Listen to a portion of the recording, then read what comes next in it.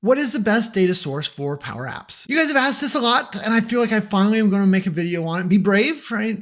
We've built several thousand apps for customers here at PowerApps 901. We have like over 10,000 people in our training class. I talk to enough people that I feel like I can answer this with a firm, yes, these are the answers. What we're going to do is we're going to talk through the 5 best data sources, right? So we're going to throw some SharePoint in there, some Dataverse, some SQL, some Excel, some other, and try to help rank them and help you understand them. Also, after we do all the rankings, what we're going to do is we're going to talk about considerations. So if you're trying to pick one, you're kind of in a new jumping off starting place, we're going to talk a little bit about which one of these might make the most sense for you. And coming in at number 5, because I couldn't rank it any lower, is Microsoft Excel. Yes, I understand. Excel runs the world, right? Like if someone said, poof, Excel was gone, the economy would stop instantly because every business in the world runs on Excel.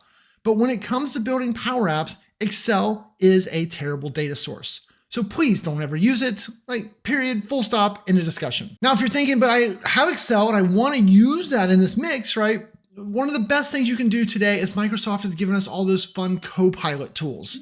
And so like the new version of build an app from data, you can start with Excel spreadsheet. It will look in there, it'll find your data, it'll take that data and it'll put it into one of the best data sources, which we'll talk about in a minute. And then we will be able to be like, ta-da! Now I'm using that Excel data as a foundation. But when we go to start building this app, it's not trying to update, read, write with Excel because that doesn't work very well. Just to be honest, what we want to do is we want to get that into that other data source. So Excel is great for that. Excel is great for ideas. When I talk to new students and they're like, hey, what should I be using? How do I build my first app? What should my first app be? I always say, go find an Excel-driven process today. Maybe that Excel spreadsheet that you and a bunch of people mail around and you all update it and there's like 7 copies that someone has to collate at some point, right? Use that Excel spreadsheet as the foundation of building an app, but build an app with a real data source and then just use Excel for the inspiration because Excel's already worked out the business logic. Now you can just concentrate on learning the tool. So there you go. Excel is number 5, full stop. Don't even argue with me. I wouldn't even listen. So no. Number 4, what is number 4? Number 4 is basically any of the other data sources. PowerApps has over 1,000 different data sources that you can use, right? So whether it's like Salesforce or MySQL or AWS or Azure this or third-party weird thing that or some API that none of us ever heard of, there's over 1,000 data sources. And basically what I wanted to make the point here was that at number 4, all of those data sources are better than using Excel as a data source. Right, so this is really more of not about number 4. It's more about why you shouldn't use Excel. So there you go. Number 4, any other data source that's not on the list. Coming in at number 3 is the most controversial of the topics, right? And that I'm going to tell you that SharePoint is the 3rd best data source. I know. Look, I love SharePoint as much as you do. I wrote 6 books on SharePoint. I started my first company around SharePoint. Like, I love SharePoint. But SharePoint is not the best data source for PowerApps. Sorry. You're thinking, but Shane, a lot of people use it. You're correct. If I had to guess, over 80% of the PowerApps in the world are built on top of SharePoint because it is the best free data source. Free, right? I guess I shouldn't say free. I should say included, the standard one, right? Because a lot of us get our PowerApps entitlements from Office 365. And as part of that entitlement, you can build on top of SharePoint.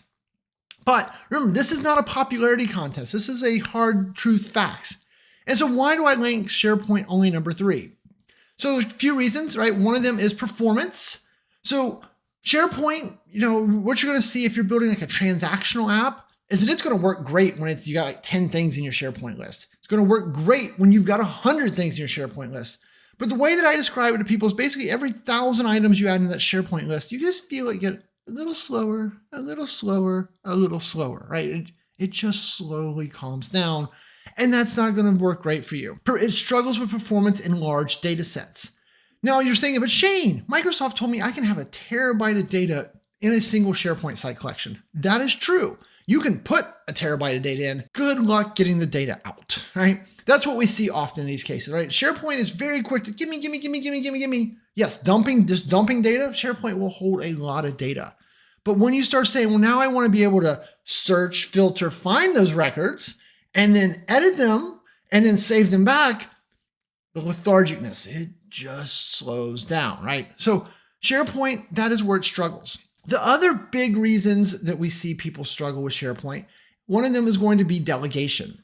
Remember, delegation's a good thing. Delegation means I have the server do the work instead of me, my local system doing the work. And so the number one function that SharePoint does not delegate that makes everyone really angry is the search function. So if you don't know what delegation is, you should not build a Power App ever again, right? It is irresponsible to build a Power App if you don't know what delegation is. So go watch the delegation video if you haven't watched that before. Basically, because SharePoint is not delegable with the search function, a lot of people, that's like one of those, maybe it's time to move to a better data source. And the last challenge with SharePoint is security. Remember, when you build a Power App and you connect it to a SharePoint list, if you want me to use the Power App to edit the data, I have to have permission to edit the SharePoint data. What's to stop me from not using your Power App though, and just go find that SharePoint site and editing the data directly? Because I have permissions in SharePoint, because the only way Power Apps will work, because it always passes the user's credentials through, is that they actually have access to edit the source data as well. So this causes a lot of challenges in the world, right? Because that SharePoint security loophole, if you will. Now we've done content around how to get around that. Like we've talked about like ways to hide the SharePoint list, remove it from search results, lock it down, set item level security. There's a lot of things you can do. Don't get me wrong. There are ways that you can make this work, but it becomes very challenging. And so for most people, they're like, yeah, well, I'm gonna build a Power App. SharePoint's the back end. Let's just hope no one finds the back end. Great. That works for you, then that is great. If you happen to be storing something like my social security number, I would appreciate if you didn't do that. There you go. So SharePoint, I love SharePoint. It is the most popular data source. It is the best free data source. But right now the question was, what is the absolute best data source? So we still got 2 more to answer with that. Okay, coming in at number 2 is SQL Server. And for most people, this actually is Azure SQL Server as a service, right? The database service out there. Really, what you're going to see here is that SQL is a fabulous data source. It is a premium data source though. So that means you have to have premium licensing for all of the users of your app, right? That's why the little thumbnail had, dollar signs, because let's face it, you have to buy premium licensing to use either number 2 or number 1 on my list. But so SQL is premium, but man, is it fast, right? It's got great scalability. SQL Server can do some really complex views. SQL Server has stored procedures. SQL Server can be disconnected from a security point of view, so no one can go directly to SQL and edit your data, right? There is a lot going for SQL Server. And honestly, it's not really 2 as much as it is like 1B for me. So what is number 1? So number 1 is Dataverse. Surprise, surprise, right? Dataverse, right, straight up, it is the fastest data source. It is the most feature-rich data source. It is the best security model data source. And it is the only one that Power Platform is built on top of. So one of the reasons it's so darn fast is if you think about when we connect to SQL, SharePoint, or Excel, it doesn't matter. When we connect to any of those other 1,000 data sources, what do we have? We have this little API middleman. We have a little connector in the middle that talks from PowerApps to the connector talks to data source talks to connector talks to PowerApps, right? Not with Dataverse. Dataverse, PowerApps, they just talk to each other straight ahead. Pretty powerful stuff. So that is why Dataverse is the best, right? Also, there's other considerations with Dataverse. One of them, let's just be honest, is that Microsoft wants Dataverse to be the best. Microsoft builds the Power Platform, which includes Dataverse.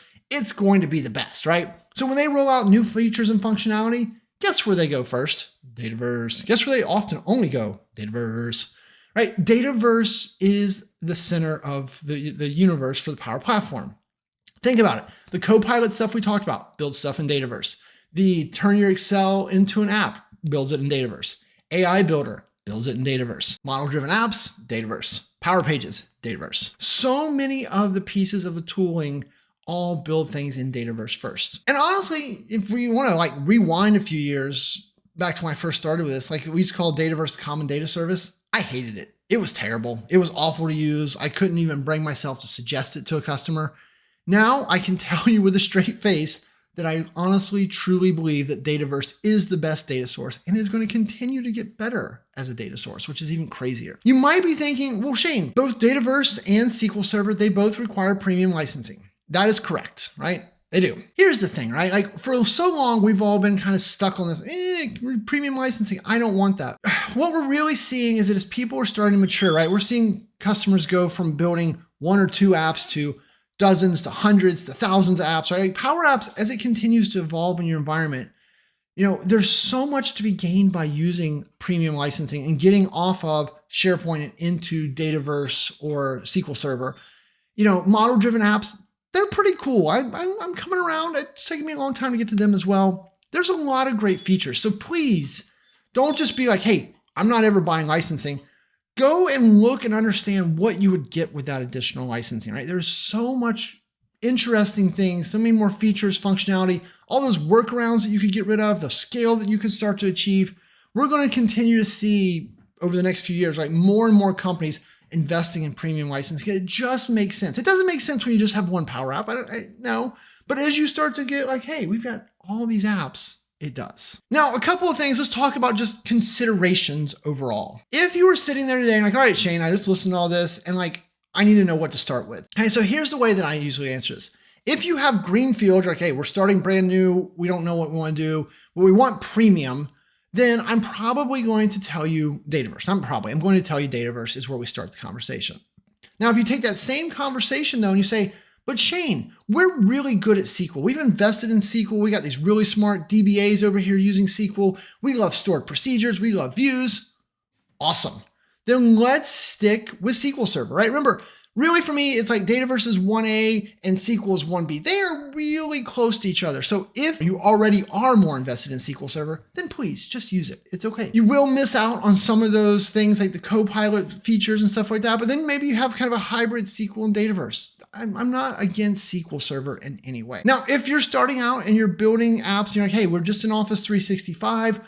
We want to, kind of dip our toe in here, then build on SharePoint. Remember, never, ever, ever, ever use Excel. No Excel. SharePoint is a good data source. I told you earlier, 80% of the apps in the world are built on top of SharePoint. So you can build there comfortably, do your thing as you learn and grow. Basically, the only scenario where I would tell you to build as Excel as a data source is if you're quitting your job next week and you just really want to leave things in a bad state. You want to burn the bridge, build some important apps on Excel, and then leave. Now, please don't do that.